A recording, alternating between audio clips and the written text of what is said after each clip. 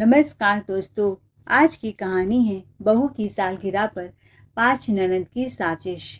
सास अनुराधा जी दोपहर के 12 बजे बहू सानवी के कमरे में आई। अरे बहू, बड़ी सजी धजी फिर रही है, आज कोई बारात में जा रही है क्या? सानवी मुस्कुरा कर बोली, नहीं माँ जी, माँ ने मेरे बर्थडे पर छोटी सी पार्टी रखी है। भाभी ने भी कुछ खास मेरे लिए पकाया है, और वैसे भी आज मेरे ऑफिस की छुट्टी है तो सोचा थोड़ी देर वहाँ चली जाऊँ। अनुराधा जी तुनक कर बोली, हाय राम, मैं तो बताना ही भूल गई, तेरी 5 नंदों ने आज तेरे नाम 5 स्टार होटल बुक करवाया है। सुना है शहर का सबसे हाई फाई होटल है, अभी नया नया खुला है, और पहली दावत अपनी भाभी को देने की ठानी है। कभी ऐसी नंदे देखी है? सगी बहन जैसा तुझे मानती हैं। तुझे मेरी बेटियां, एक तू है जो माँ के घर की खिचड़ी में ही खुश है। तू अब चल 5 स्टार होटल में अपना जन्मदिन मना, नहीं तो तेरी ननद को बहुत बुरा लगेगा। आखिर तेरा ससुराल में पहला जन्मदिन है शादी के बाद। अरे अपनी मम्मी के हाथ का पकवान तो साल में कभी भी खा सकती है। अरे बहू, तूने कभी सुना है कि कोई भाभी के लिए बर्थडे पार्टी रखता है? और यहाँ देख, तेरी नंदे तेरा दिन स्पेशल बना रही हैं। सोच, इतनी बड़ी बात है। अब ज़्यादा मत सोच, एक दिन माँ के यहाँ न जाने से कोई कलेजा नहीं फट जाएगा। अभी फ़ोन करके कह दे, मम्मी मैं कल आ रही हूँ। वैसे भी कल संडे है, सारा दिन पड़ा है मम्मी पापा के लिए। और सुन, मैं भी तैयार हो रही हूँ, एक साथ चलेंगे हम।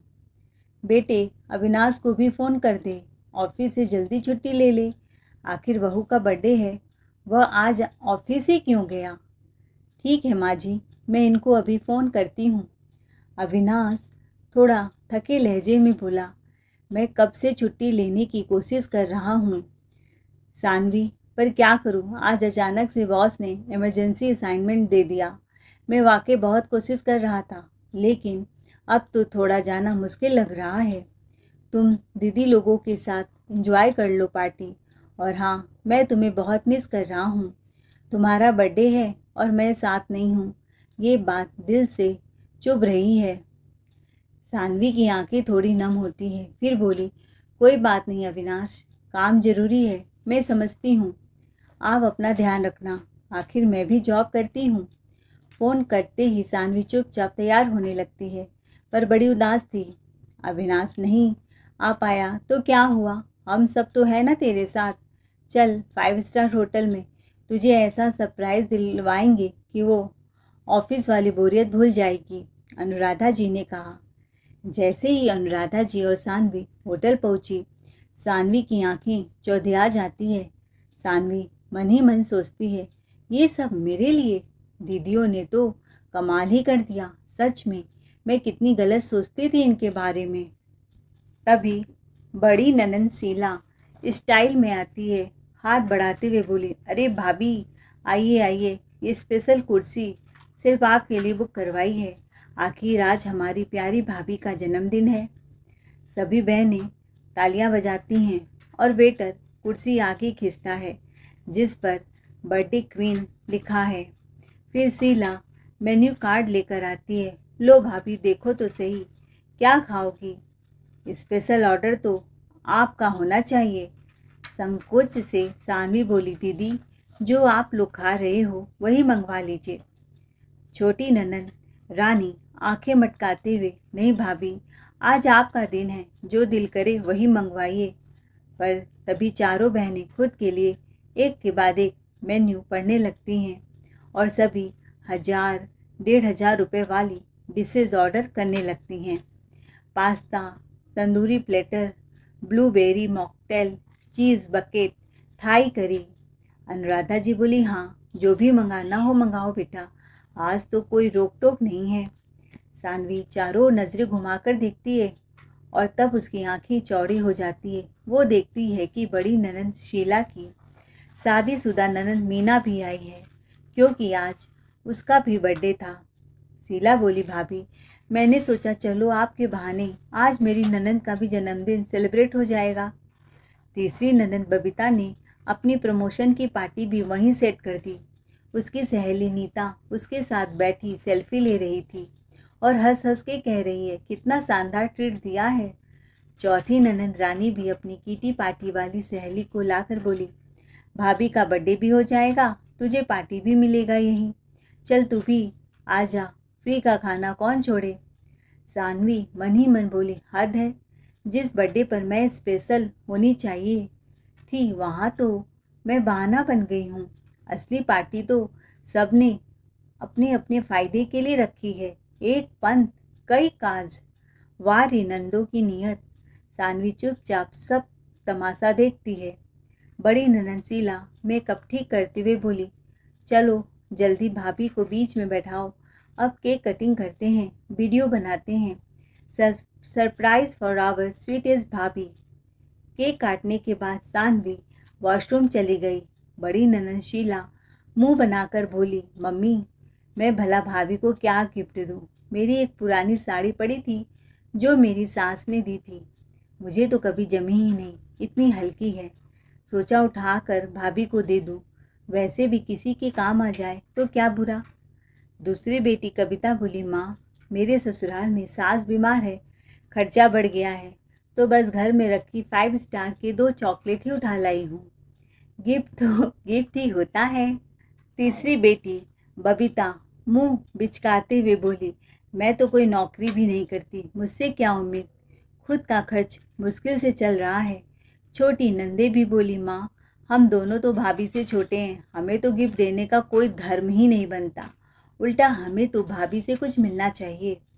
अनुराधा जी कटाक्ष मारती हैं, हाय रे मेरी बेटियाँ, तुम क्यों सोच रही हो इतना गिफ्ट विफ्ट के बारे में? 100 रुपये चंदा इकट्ठा करके अपनी भाभी के हाथ में पकड़ा दो। वैसे भी भाभी होती है देने वाली और नंदे होती हैं लेने वाली, हमारे खानदान में तो यही परंपरा है। पांचों यह सब सुनकर हंस पड़ती हैं। थोड़ी देर में वेटर झुक कर बोलता है, मैम ये रहा आपका फाइनल बिल, 40,000। पूरे टेबल पर सन्नाटा छा जाता है। नंदे और उनकी सहेलियां एक दूसरे का मुंह ताकती हैं जैसे सांप सूंघ गया हो। हम तो पहली बार इतने बड़े होटल में आए हैं, हमें क्या पता था इतना महंगा होगा यहाँ का खाना। अनुराधा जी एक्टिंग चालू कर दी, बहू लो ये रहा तुम्हारा फ़ोन, फटाफट अपने अकाउंट से 40,000 रुपये ट्रांसफ़र कर दो, आखिर तुम ही तो कमाती हो, तुम्हारा जन्मदिन है, तुम्हारे लिए ही पार्टी रखी गई है, और बेटियां हैं मेरी, उनके घर तो हम पानी भी नहीं पीते। सानवी अवाक रह गई, ठंडी सांस के साथ गुस्सा पी जाती है। मन में सोचा, वाह सासू माँ, यहाँ पार्टी नंदों ने प्लान की, गेस्ट उन्होंने बुलाए, दिखावा उन्होंने किया और बिल मेरे गले मर दिया। एक बार 50 रुपये खर्च करने से पहले भी सास 10 बार सोचती है, और आज बिना पलक झपकाए 50,000 की जिम्मेदारी थमा दी। सानवी मजबूरी में बिल भर देती है, लेकिन अब उसके चेहरे की मासूमियत जलती चिंगारी में बदल चुकी है। लेकिन अनुराधा जी का ड्रामा अभी बाकी है। अब आता है दूसरा झटका। अनुराधा जी हंसी में बोली, अरे बहू अब तो रिटर्न गिफ्ट भी दे दो, मेरी प्यारी बेटियों को इतनी सुंदर पार्टी दी है उन्होंने, तो ऐसे खाली हाथ कैसे जाएंगे। सभी नंदे मुस्कुरा कर आंखें मटकाने लगती हैं। हमारे ज़माने में भाभी अगर मायके से कुछ न दिलवाए तो रिश्ते टिकते नहीं थे। अब तुम समझदार हो, जो भी देना है दे दो, मैं तो माँ हूँ, अपनी बेटियों को खाली हाथ ससुराल नहीं भेज सकती। होटल से निकलकर सब मार्केट पहुँच गई। बड़ी ननंद शीला साड़ी को देखते हुए, मम्मी ये साड़ी देखो ना कितनी सुंदर है, वैसे भी तेरे दामाद जी कह रहे थे पुरानी साड़ी में ही हमेशा घूमती रहती हो, ये 3,000 की है, ले लूँ ना। अनुराधा जी बोली, हाँ हाँ बेटा, क्यों पूछ रही हो, तेरी भाभी है ना, सब दिला देगी, अब तू भी तो उसके लिए 5 स्टार में पार्टी दी थी। शीला बोली, भाभी मैं तो अपनी प्यारी ननंद के साथ आई हूँ, इसे भी कुछ दिला दीजिए ना, अच्छा नहीं लगता कि मेरी ननंद खाली हाथ रह जाए। कोई 2500 रुपये की, कोई 3,000 की साड़ी चुपचाप खरीद लेता है। सानवी मन में सोचती है, मेरे लिए गिफ्ट लेना बड़ा भारी पड़ा इन सब के लिए, और अब ये लोग बिना झिझक के मुझसे मांग रहे हैं साड़ियाँ, वो भी 5 नहीं 6-6 साड़ियाँ। मेरा बर्थडे इनके लिए बस एक बहाना था। असली मतलब तो था मुफ्त की खरीदारी और दिखावे की पोस्ट। सानवी चुपचाप साड़ी के काउंटर की ओर बढ़ती है, कार्ड निकाल कर पेमेंट करती है। पूरे 18,000 रुपये से ज़्यादा के बिल थे। घर पहुंचते ही रात को जैसे ही अविनाश कमरे में आया, सानवी ने बिना वक्त गवाए सारी राम कहानी सुना डाली। अविनाश माथा पकड़कर बैठ गया और बोला, सानवी ये तो हद ही हो गई। ऐसा पहली बार हुआ है, इसीलिए मैं चुप हूँ, वरना एक शब्द भी मुंह से कहूँगा तो मेरी दीदी लोग मेरी जान खा जाएंगी। अगली बार अगर किसी ने ऐसा तमाशा किया ना तो मैं सबको सामने कटघरे में खड़ा कर दूंगा। और ये क्या था यार, जब जेब में झोला भर पैसा नहीं था तो 5 स्टार होटल में पार्टी करने का ढोंग क्यों किया दीदियों ने? स्टाइल मारने के चक्कर में भाभी की कमाई की ऐसी की तैसी कर दी। उधर अनुराधा जी तो खुशी से फूले नहीं समा रही थी। उन्हें तो बस ये देखकर ही सुकून मिल रहा था कि उनकी लाडलियों ने होटल में रील्स भी बनाई, शॉपिंग भी की और सारा खर्च बहू के सिर डालकर रानी की तरह वापस लौटी हैं। फिर कुछ महीनों बाद रक्षाबंधन का पावन त्यौहार आया। सानवी बड़े चाव से अविनाश के साथ मायके जाने को तैयार हुई ही थी कि तभी पीछे से अनुराधा जी की आवाज़ आई, अरे बेटा, तू भी बहू के साथ मायके जा रहा है। तेरी 5 बहनें भी आती होंगी, उन्हें भी तो तुझे राखी बांधनी है। अब बहनें इंतज़ार करती रहें और तू अपनी बीवी के साथ घूमने निकले, ये भला कैसा चलेगा? सानवी चुपचाप खड़ी सब सुन रही थी, लेकिन उसका दिल खौल रहा था। हर बार सासू माँ को सिर्फ अपनी बेटियां ही क्यों दिखती हैं? मुझे भी तो अपने भाई से राखी पर मिलने का हक है। अविनाश थोड़ा असहज होकर बोला, मम्मी हम बस राखी बांधकर शाम तक वापस आ जाएंगे। दीदी लोग को मैं यहीं मिल लूँगा। अनुराधा जी भौवे चढ़ाकर बोली, हाँ हाँ, पहले बीवी के मायके जाओ, फिर बहनों से कहना कि वक्त नहीं मिला। बहनों का प्यार अब टाइम टेबल से बन गया है, वह पराई हो गई तेरे लिए। हाय रे जमाना, अपनी बड़ी बहनों को दरवाजे पर बिठाकर इंतजार करवाएगा। तू सोच जरा, तेरी 5 बहनें सज धज के राखी लेकर आएंगी और तू बीबी के पीछे पीछे मायके निकल जाएगा।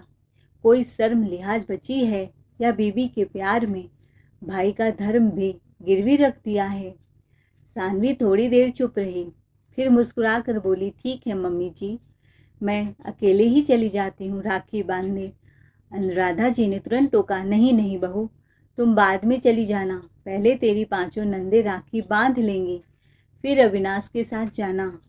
सानवी के चेहरे पर हल्की मुस्कान थी, पर मन में तूफान चल रहा था। हर बार कोई न कोई बहाना बनाकर रोक लेती है सासू माँ, कहीं कुछ और तो प्लान इनके दिमाग में नहीं चल रहा है ना? सास की कड़क आवाज़ सुनते ही सानवी काँप गई। उसके कदम वहीं जम गए, आंखों में नमी उतर आई। होठ कांपते हुए बोले, माँ जी, मैं भी इंसान हूँ, बेटी भी हूँ। आज राखी है, भैया भाभी सुबह से नज़रें टिकाए बैठे होंगे, फ़ोन पर फ़ोन आ रहे हैं। मेरी भाभी को भी मायके जाना है, इसीलिए अकेले ही जाने दीजिए। बहू खबरदार, जो एक कदम भी बाहर रखा तो इस घर की चौखट दोबारा देखने को भी तरस जाएगी। अनुराधा देवी की चीख पुकार से दीवारें तक कांप गई। माँ, ये क्या बच्चों जैसी जिद पकड़े बैठी हो आप? हर बात में रस्सा कसी क्यों? अब बहू को भी राखी के दिन बंधक बनाकर रखोगी क्या? उसके भाई 1 घंटे में चले जाएंगे भाभी जी के साथ उनके मायके।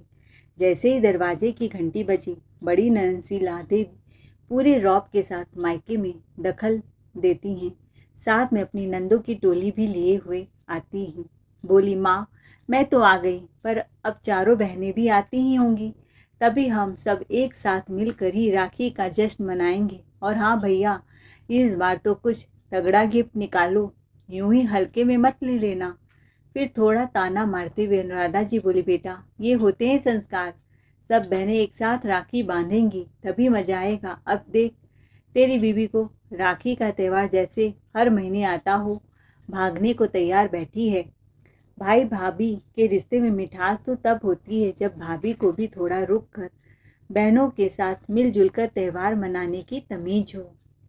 बहू, त्यौहार है, कोई मजाक नहीं। बहनें आई हैं तो गिफ्ट विफ्ट का भी तो कुछ सोचना चाहिए। खाली हाथ थोड़े न जाएंगी मेरी राजकुमारियाँ। पहले जा। अच्छा, किचन में कुछ अच्छे अच्छे चीज़ें उनके मनपसंद का बना। अंदर किचन में सानवी का मन तड़प उठा। सोचने लगी, अगर देर हो गई तो मेरे भैया चले जाएंगे और मैं तो बस इस पल के लिए हर साल तरसती हूँ। और माँ भी बीमार है। अगर चली जाती तो कम से कम 2 मीठे बोल बोल कर हाल चाल तो ले आती। कुछ ही देर में जैसे ही पांचों नंदे मायके पधारी, पूरा घर राखी के रंग में रंग गया। सबने अविनाश की आरती उतारी, लंबा तिलक लगाया और बड़ी बड़ी बातों के साथ राखी बांधी। मिठाई से मुंह मीठा करवाया। अविनाश ने मुस्कुराते हुए जेब से लिफाफे निकाले। सब बहनों को 1000-1000 रुपये दिए। बस फिर क्या था। बड़ी दीदी शीला का मुंह तुरंत फूला जैसे नींबू चूस लिया हो। भैया, अब तेरी शादी हो गई, तू बीवी के सहारे पर चलने लगा क्या? 1100 रुपये में क्या आता है आजकल? 5000 की साड़ियाँ ही मिलती हैं और तू हमें जेब खर्च दे रहा है। इतने में सासू माँ अनुराधा जी भी मोर्चा संभालते हुए बोली, हाँ बेटा, बहू को भी तो कुछ करना चाहिए, आखिर बहू भी कमाती है। तुझसे जितना बन पड़ा उतना दिया। फिर बहू की ओर तंज कसते हुए बोली, क्या ऐसे ही खड़ी रहेगी या अपने अकाउंट से कुछ ट्रांसफ़र भी करेगी? बस साड़ी पहनने और नखरे करने को ही शादी नहीं होती। बहू, थोड़ा दिलदार बनो। सानवी समझ गई कि सासू माँ ने उसे मायके जाने से क्यों रोका। उसे भी तो अपनी 5 प्रिय बेटियों के लिए बहू के अकाउंट से संपत्ति निकलवानी थी। कहते हैं ना, 5 नंदे एक साथ आए तो बहू का वॉलेट अपने आप कांपने लगता है। और आज वही हो रहा था। उसी वक्त दरवाजे की घंटी फिर से बजी। इस बार कोई और नहीं, खुद सानवी के भैया सामने खड़े थे, हाथ में मिठाई का डिब्बा और चेहरे पर प्यार भरी मुस्कान। अरे बहना, तू जब आज नहीं आई तो सोचा मैं ही चला आऊँ। अच्छा हुआ तेरी सासू माँ ने मुझे फ़ोन कर दिया। बोली, आपकी बहन तो नहीं आ रही है, आप ही राखी बंधवाने आ जाइए। सानवी जैसे सुनकर चौंक गई। क्या? मैंने तो भैया को बुलाया ही नहीं, फिर माँ जी ने क्यों बुलाया? जरूर कुछ न कुछ तो खेल खेला है उन्होंने। वो मन ही मन सोचती रही। लगता है इनको डर था कि मैं भैया से कुछ न कुछ लेकर छुपा दूंगी, इसीलिए खुद ही चाल चल दी। मेरे भैया को बुला लिया ताकि गहने साड़ी यहीं उतार लिए जाए। फिर भी उसने मुस्कुराकर भैया को राखी बांधी, तिलक लगवाया और मिठाई खिलाई। भैया ने भी बहन को छप्पर फाड़ कर प्यार लुटाया। पूरी 5-5 साड़ियाँ दी, सोने की झुमकी, कंगन, मिठाई के डिब्बे और लिफाफा भर के नगद। जैसे ही सानवी के भैया ने सबके सामने गिफ्टों की बारिश कर दी, साड़ियाँ, मिठाई, ज्वेलरी, कैश, अनुराधा जी और उनकी 5 बेटियों की आंखें ऐसे चमकी जैसे किसी ने धूप में हीरे फेंक दिए हों। सानवी मन ही मन बुरी तरह चिल्ला उठी, हे भगवान, भैया ने ये क्या कर दिया? अब तो इनकी आंखों में गिफ्ट नहीं, हिस्सा दिख रहा होगा। अब मैं इसे छुपा भी नहीं सकती। उधर अनुराधा जी के चेहरे पर ऐसी मुस्कान थी जैसे बिन मांगे खजाना मिल गया हो। मन ही मन सोचने लगी, वारी मेरी समझदारी, बहू को तो भेजने नहीं दिया मायके और खुद ही उसके भैया को बुला लिया। अब जो भी आया है उस पर बेटियों का भी हक बनता है। सानवी को साफ समझ आ गया था कि ये कोई सीधा निमंत्रण नहीं था, ये तो सासू माँ की सोची समझी चाल थी ताकि गिफ्ट खुद देख भी ले और 5 रानियों का हिस्सा भी तय कर सके। जैसे ही सानवी के भैया चाय पानी पीकर लौटे, 5 नंदे ऐसे टूट पड़ी सानवी के गिफ्ट्स पर जैसे कोई बिल्ली चूहा को देखकर झपट मारती है। भाभी, ये साड़ी तो वाकई फैंसी है, बस ये मेरी हुई। और ये नेकलेस, भाभी तुम पर तो बहुत भारी लगेगा, मुझे दे दो, बिल्कुल सूट करेगा मेरे पर।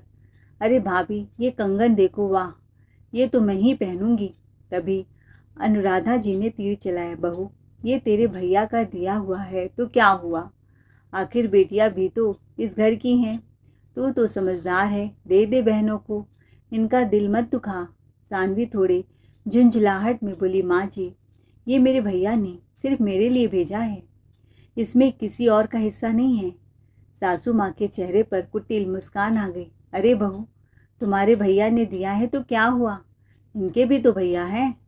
अविनाश बेचारे ने तो बस 1100 रुपये ही पकड़ा दिया, अब इतना नहीं कमाता कि बहनों पर लुटा दे।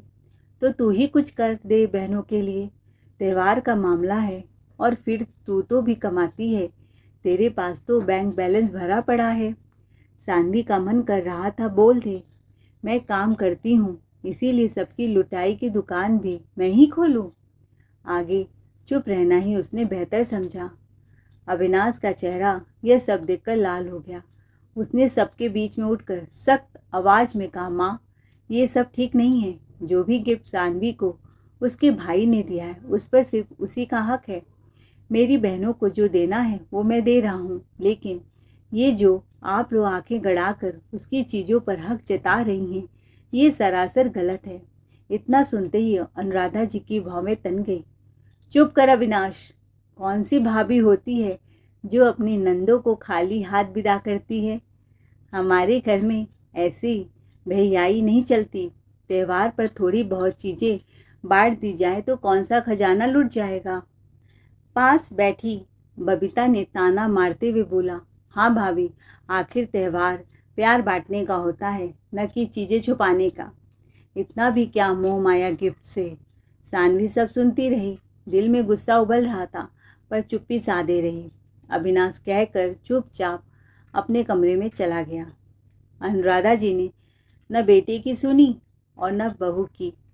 जो कुछ भी सानवी के मायके से आया है अब हमारी बेटियों का है। उन्होंने पूरे शान से गिफ्ट्स को अपनी 5 बेटियों के सामने रखकर बोला, बांट लो बेटियों आपस में। सानवी बस देखती रही, न तो विरोध कर पाई न आंखें झुका पाई। 5 बहनों ने एक एक करके गहने, साड़ियाँ, मिठाइयाँ और पैसे उठा लिए, जैसे किसी मेले में बटोर रही हूँ मेले से।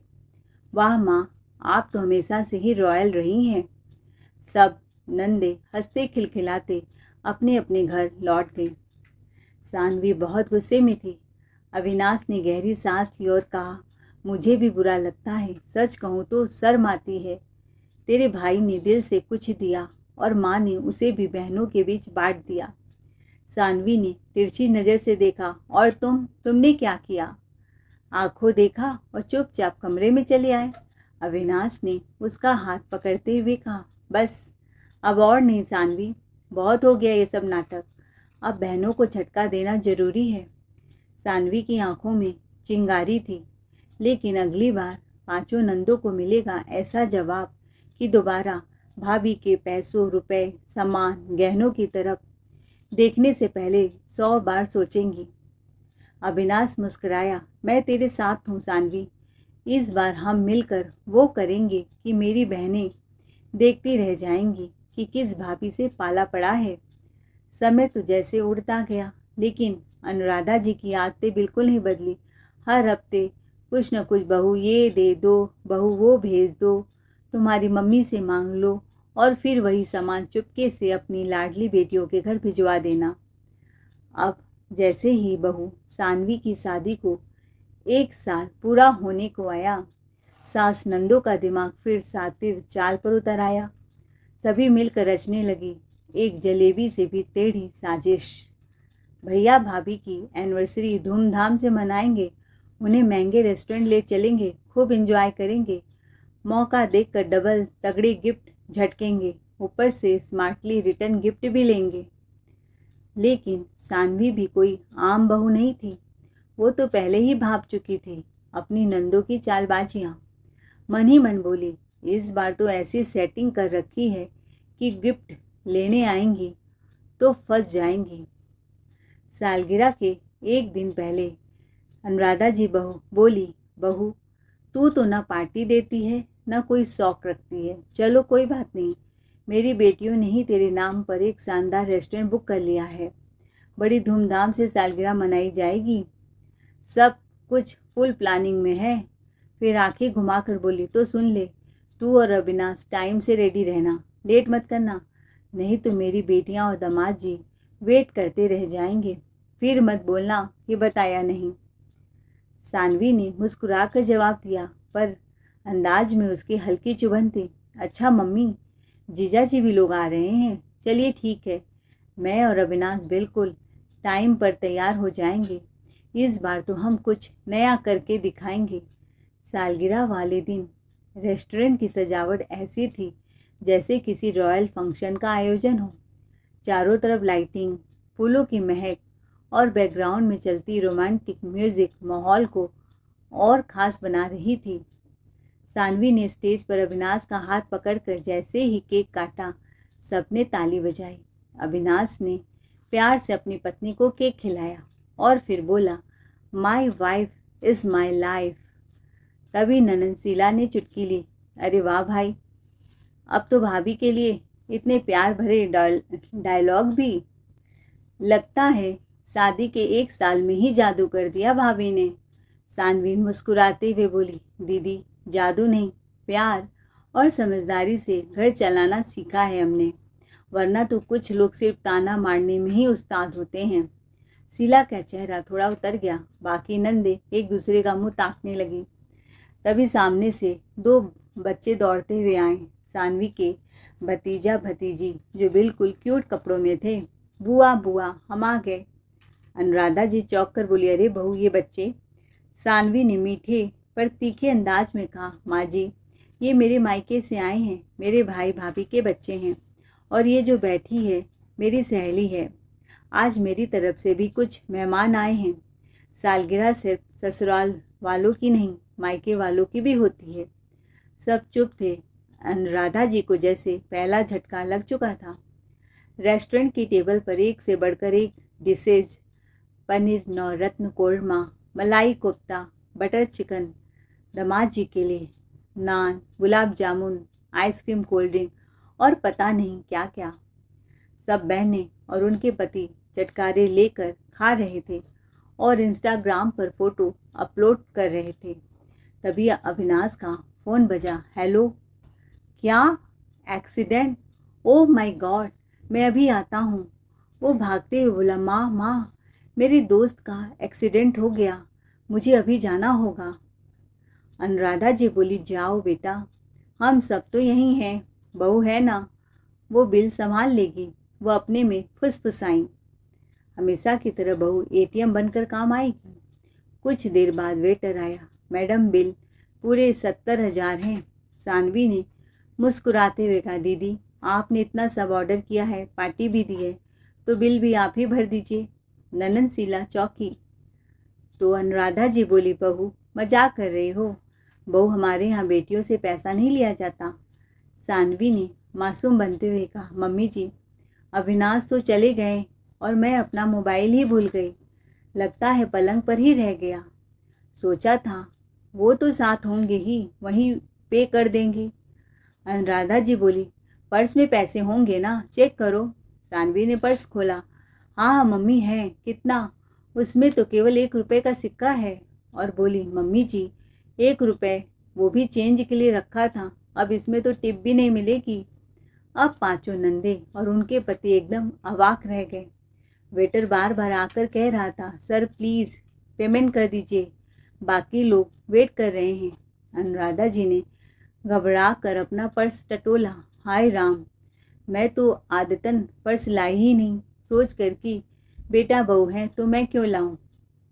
अब पांचों नंदों और दमादों के पसीने छूट गए। बड़ी ननंद बोली, अब तो मिलकर ही बिल हमें भरना पड़ेगा, वरना रेस्टोरेंट में बेइज्जती हो जाएगी। सबके चेहरे देखने लायक थे। सानवी के भतीजा भतीजी भी आइसक्रीम की जिद कर रहे थे। सानवी और उसकी सहेली की हंसी रुक ही नहीं पा रही थी। हद है यार, इस बार तो उल्टा हमें ही चूना लग गया, न रिटर्न गिफ्ट मिला, न भाभी ने कुछ लेकर आई, ऊपर से भैया तो ऐसे भागे जैसे बिल देखते ही पैर में पंख लग गए हों, और हम बेवकूफ़ों की तरह गिफ्ट ही पकड़ा कर खाली हाथ लौटे। घर पहुंची सानवी तो अविनाश पहले से ही घर में था। कमरे में पहुंचते ही सानवी और अविनाश दोनों खिलखिलाकर हंस पड़े। क्या बेवकूफ़ बनाया माँ और बहनों को। मेरे दोस्त का एक्सीडेंट नहीं हुआ था। और हाँ, मैंने मोबाइल जानबूझकर पलंग पर छोड़ दिया था और अपने मायके से भी लोगों को बुलाया।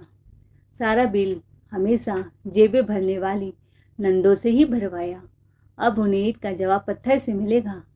दरवाजे के बाहर कान लगाकर खड़ी अनुराधा जी की आंखें खुली की खुली रह गई। उन्हें समझ आ गया था कि सानवी अब पहले जैसी भोली नहीं, अब वो चालू का जवाब चाल से ही देगी। आज उसने बिना कुछ बोले सबको सबक सिखा दिया था। अब वे बहू के पैसों पर नजरें नहीं डालती थी। दोस्तों, आपको हमारी आज की कहानी कैसी लगी कमेंट करके ज़रूर बताइए। कहानी अच्छी लगी हो तो चैनल को लाइक शेयर सब्सक्राइब जरूर करें। थैंक्स फॉर वॉचिंग यार के वॉइस। हाँ, सानवी ने सबक सिखाकर सही किया या गलत कमेंट में ज़रूर बताएं। Thanks for watching.